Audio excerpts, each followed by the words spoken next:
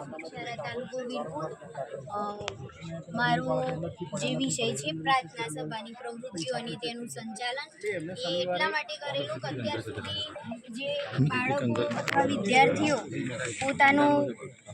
સંચાલન કરવું હોય, સ્ટેજ પર એન્કરિંગ કરવું હોય અથવા કોઈ પ્રશ્ન હોય તો અમે ઊભા કરીએ તો પણ જવાબ નહોતા આપી શકતા, જૂથમાં કામ કરી શકતા પણ એ વ્યક્તિગત રીતે પોતાનો પ્રતિભાવ આપી શકતા નહોતા.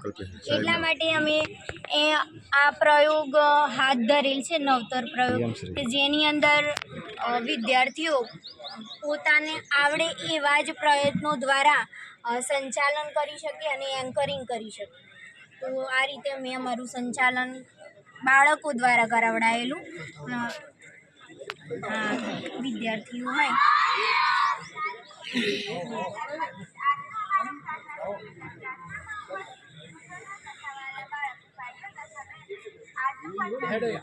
કોન્સેપ્ટ નાનો છે પણ